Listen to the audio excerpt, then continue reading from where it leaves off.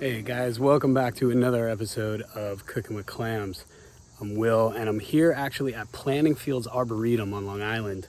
I was just here walking around, not really thinking of making an episode or anything like that, but I came up to this oak tree and checked this out. It's a little bit past its prime, but that is a giant chicken of the woods mushroom. I would say it's like maybe 2 days past its prime, but we're gonna keep walking around. We're gonna look for more. Now that I've seen that, we're gonna keep looking for more. And even if I don't find any more, I'm gonna grab this one and we'll cook something up. So apparently I've been searching for mushrooms in all the wrong places because I come here just to come for a walk, and now I passed that one back there. Now look at this. I'm checking every single oak tree. See, now the planting fields are a good place to go because it's already mapped out for you. All of the oak trees are in one spot. But look at this monster. Now that one, I don't know. That one's really far gone. I don't think we could do anything with that one, but I might take the ends. It's a little bug ridden, but that's okay. Okay, so of course, the day I don't have my GoPro, I just walked through a giant spider web. That feels horrible. Of course, the day I don't have my GoPro, just the coolest things are happening. I found those mushrooms, and now, look at this. There are 2 baby deer. Hang on, I'm gonna try to go real slow.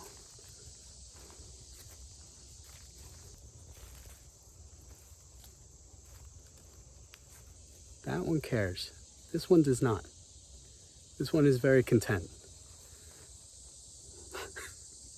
Of course, I don't have my GoPro, so hopefully I can use this footage from my phone. But we got 2, a little past prime chicken of the woods mushrooms and 2 baby deer.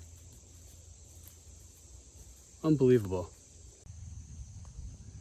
Now, just to give you an idea of how many people I could feed off of this one batch of mushrooms that I found, look.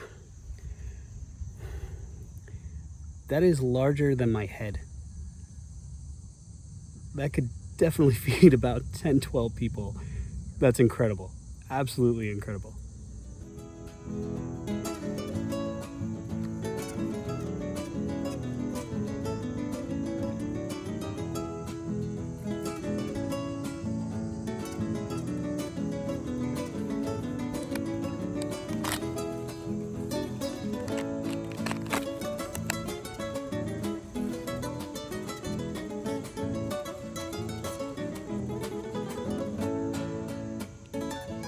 Okay, so to be able to come to the Arboretum and walk around this setting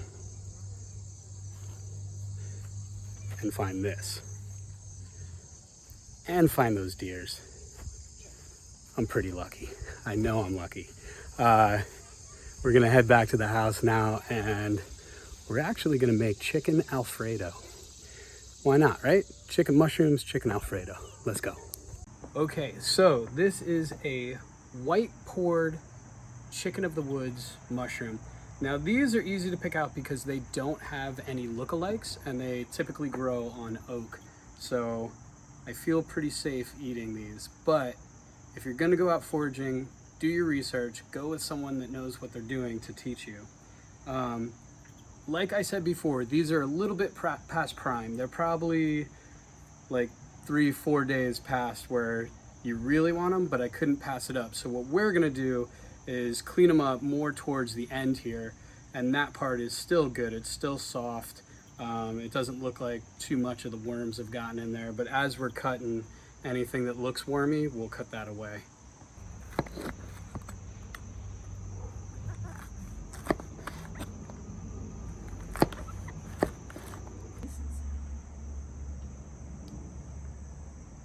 As you can imagine, chicken of the wood mushroom, I mean, that looks like cooked chicken breast.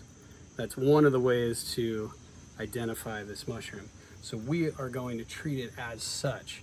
I'm gonna put in a little bit of olive oil. And the other thing that is important, chicken of the woods mushroom have to be cooked all the way through. They cannot be eaten raw. They can make you a little bit sick, but once they're cooked all the way through, they're very good.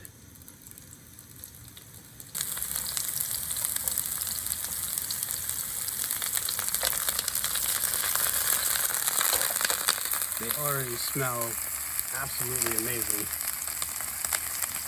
They almost have the smell of chicken. I know that's silly to say, but it's how they got their name. Now just a little bit of salt.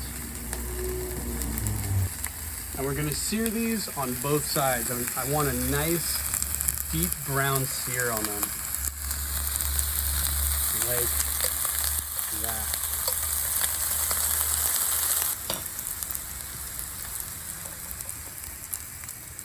Now that everything is flipped over, now I'm gonna add my garlic and a little bit of chopped white onion. And the reason why is because if I put those in first, by the time the mushrooms browned, all that garlic and onion would have been burnt. So now I can sweat those down as the other side of the mushrooms are searing.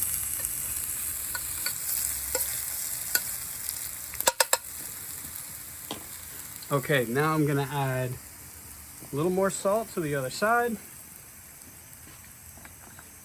a little bit of white pepper. Ooh, that white pepper smells good. That's gonna go great. Some red chili flakes.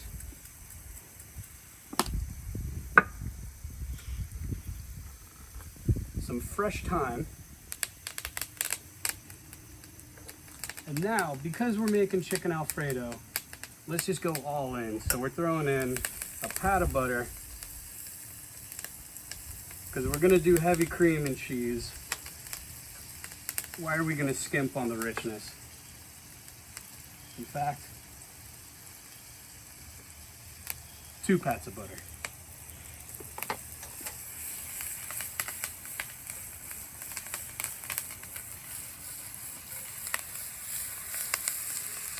Everything is nice golden brown. Okay, now our heavy cream.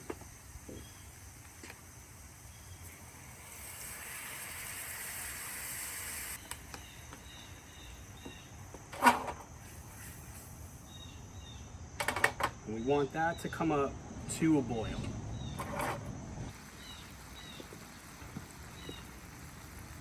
Now that I have the cream reducing, now I'm gonna add my pecorino cheese. You could use any kind of cheese. You could use white cheddar, you could use Parmesan. I like the pecorino because it has a really sharp bite to it. So now we're gonna grate that in. Had I grated this in too soon, I would just have clumps of cheese. But because that cream is so hot, it is melting the cheese as it goes. We're also not going to skimp on the cheese. And now that we have that reduced,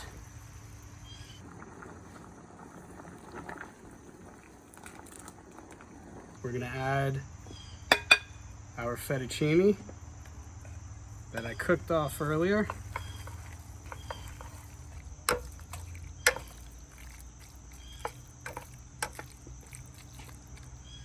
And a little finishing touch, some shallots. I like to keep the shallots raw. I don't put them in to cook them down. The heat in the pan will release some of the flavor from the shallots. And then of course, the most neglected herb, parsley. That's gonna brighten that whole dish up because it is going to be rich.